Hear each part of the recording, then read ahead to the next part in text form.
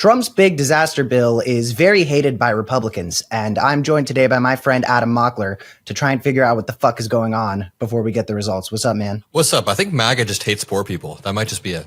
And each other, and seemingly this bill. But let's take a look at what Steve Scalise had to say about it, because he offered some very, very insightful political analysis. Able-bodied people, 35-year-olds sitting at home playing video games. They're going to now have to go get a job. That's right.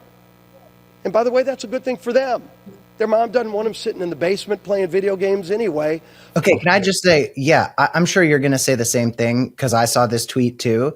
That 35-year-old in the basement playing video games probably voted for Trump. He was probably radicalized by Gamergate against woke and supported Trump. So this goes to show that they really are going after their own base. Yeah. But it seems like this is their argument now.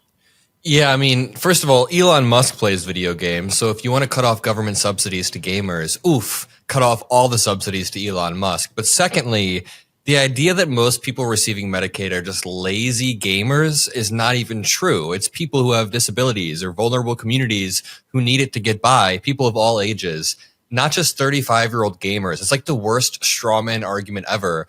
But like, on a serious note, what Republicans do is they try to undermine an institution by saying there's waste, immigrants are using it, brown people are using it. Then after they undermine it, they use that as a pretext to endlessly tear it down and pull the wool over MAGA's eyes. And that's what we're seeing. But a lot of Republicans are pushing back, right? There's this guy, I'm sure as someone in the content world, you see this too. We can't read every hate comment, but there's some people who are just obsessed with us and appear in the comments of every single thing we post. And we're like, oh my God, you're more of a fan than the people who like us. Yeah. And there's this one guy whose username used to be the conservative Chad, but he changed it.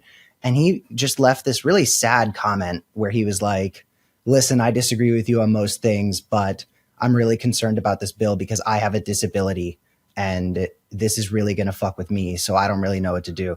And it's just this guy, I've been so annoyed with him. I've been like, this guy's such an asshole, but it really puts a human impact story on what's going on. And the Democratic pushback has been interesting to watch because some of the messaging has been good. A lot of the messaging has still been focused on freaking out about Zohran Mamdani.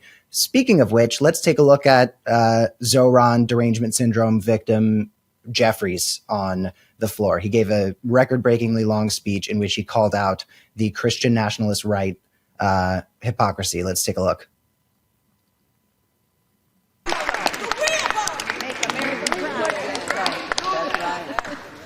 I'm not down with this situation. I'm not down with this situation. Same, by the way. Well, you got some folks in this town. Tell it. Come on. They go to church. Take your time. Take your time. Take your time. Mr. Speaker, I said some folks in this town, they go to church. That's right. Take your time. And I'm not questioning anybody's faith. I'm just making an observation.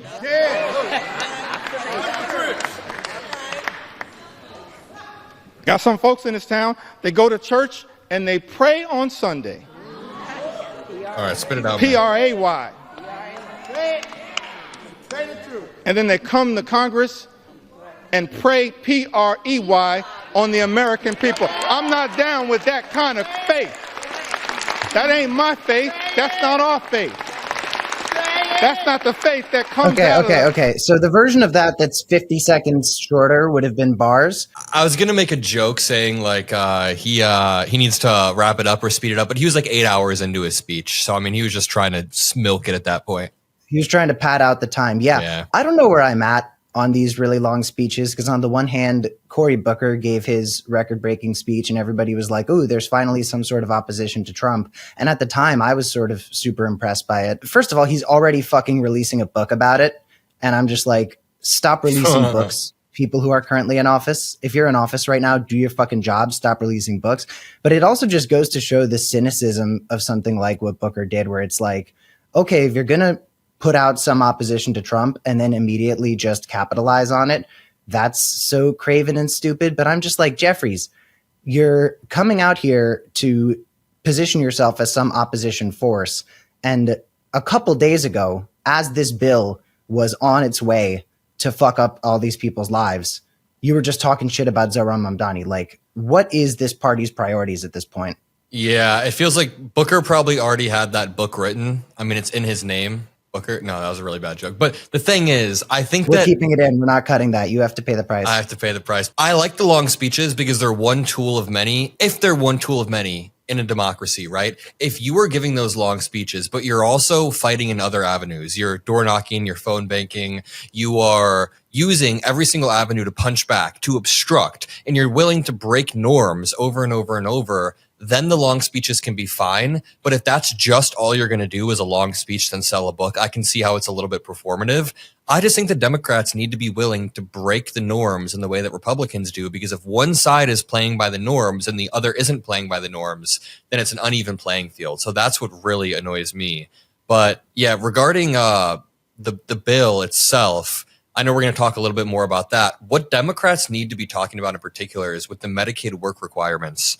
They tried to do this exact thing in Arkansas a few years back. And the theory was if you lower the barrier to get the work requirements, more people will go back to work. They'll be forced back to work. But in reality, it ended up locking a lot of really vulnerable people out because there was so much bureaucratic paperwork that disabled people couldn't do the paperwork, and vulnerable populations didn't have the ability to do it. So I think like 19,000 people lost their Medicaid in Arkansas. And you can look this up. It's all true. It happened. So many right-wing policies, while they're talking about how, big government is so inefficient and everything, end up adding more bureaucracy to situations where there needs to be less bureaucracy. Let's take a look at some weird MAGA guy calling the speech hogwash, because I think he really slayed with that. Sure is recognized. Mr. Speaker, I come from the show me state, and what we just heard can be defined in one word. A bunch of hogwash is what we've heard for 8 hours on that side of the building. I'll tell you, for the 8 hours, could we have order? We'll suspend. Yeah, this guy thought that was some sort of own and everything, but it's like, this guy's from Missouri. I guarantee you, if you take the quality of life in Jeffrey's district and put it up against the quality of life in his, he probably won't feel so hot with his ugly facial hair and his bad fitting suit. But Mike Johnson, who's the wannabe televangelist Trump, also went ahead and gave his own little retort that was equally kind of inert and feckless and useless. Let's have a look at that. The Republican Party stands for law and order, and this is the side that stands with law enforcement, the brave men and women who are on the front line.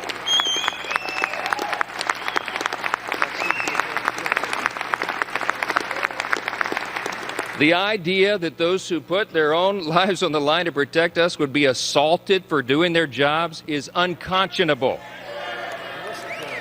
Meanwhile, we're going to pardon every Capitol rioter. I know you agree. I know. Amen. Law enforcement. Me when my son gets a notification that I just visited Pornhub. You know about that, right? Yeah. The Republicans attacking porn is its own issue, and it's its own weirdness and weird evangelism. But I think the Republican Party is feeling very embarrassed right now. And when they feel embarrassed, they lash out. It's kind of a Trump tactic. And I think Mike Johnson is trying to mimic Trump because he sees the successful behaviors that MAGA seems to really enjoy. But he's, again, trying to be evangelist Trump. It's going to be interesting to see how this goes, because there seem to be some Republican votes in opposition to this. And no matter how long this continues to drag out, if this is stopped, if they block this, this will be the first big defeat for Trump of hopefully many in Trump 2.0. So while we close this out, do you have any predictions? I think it's going to pass. It very, very likely will pass. The House voted to proceed today.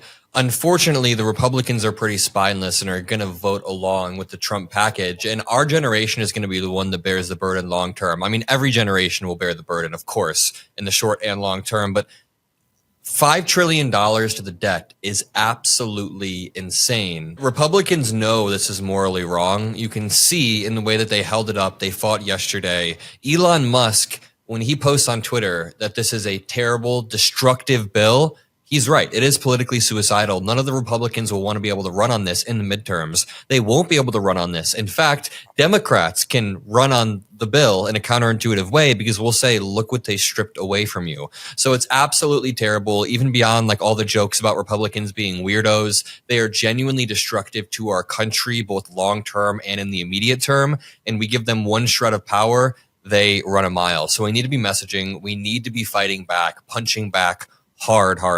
And yeah. And we can never let them talk about debt again, because the amount of debt they're trying to add, like just a couple months ago, Mike Johnson was saying that the number one issue our country faces is debt. And now they are just raking it in. And they did it during the first Trump administration too, and still managed to successfully run on it. So Democrats, if you're listening, you are being handed a ton of things to run on a silver platter. Don't do what you continue to do and turn these issues down. Thank you, Adam, for joining, and we will have to see how this goes. Hopefully, the American people do not suffer this terrible attack the way that they very well might. Thanks, everybody. Like and subscribe and all that shit. We'll see you soon. Peace out.